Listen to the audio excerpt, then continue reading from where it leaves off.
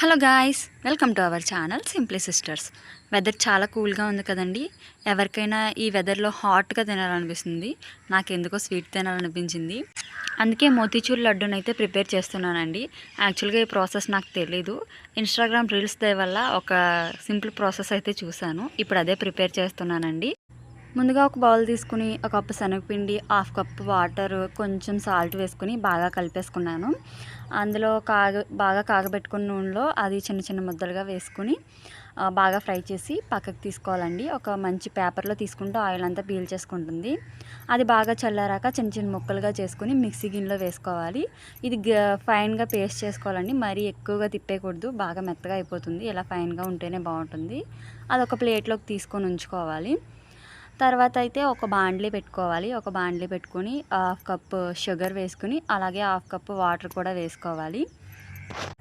ఇందులోనే కొంచెం ఇలాచీ పౌడరు అలాగే కొంచెం కలర్ ఉంటే కొంచెం వేసుకోండి, ఎక్కువగా వద్దు, బాగోదు. వేసుకొని బాగా కలుపుకోవాలి. ఇది బాగా కలుపుకున్నాక జస్ట్ లైట్గా తీగపాకం వస్తుంది కదండి, అప్పుడైతే మనం ఫైన్ చేసుకున్న మిశ్రమాన్ని అయితే ఇందులో వేసేసుకోవాలి. బాగా దగ్గర పడేంత వరకు వేసుకుని లాస్ట్లో కొంచెం నెయ్యి వేసుకొని బాగా కలుపుకోవాలి.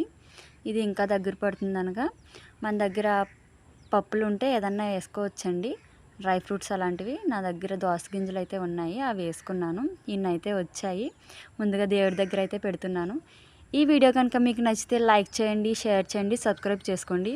యాక్చువల్గా అక్క ఇంట్లో లేదు, అక్కకు వచ్చాక వీటితో సర్ప్రైజ్ చేయాలి. ఎందుకంటే నేను ఎప్పుడూ ఏ వెరైటీ చేయను, ఇదే ఫస్ట్ టైం. మీకు నచ్చితే లైక్ చేయండి.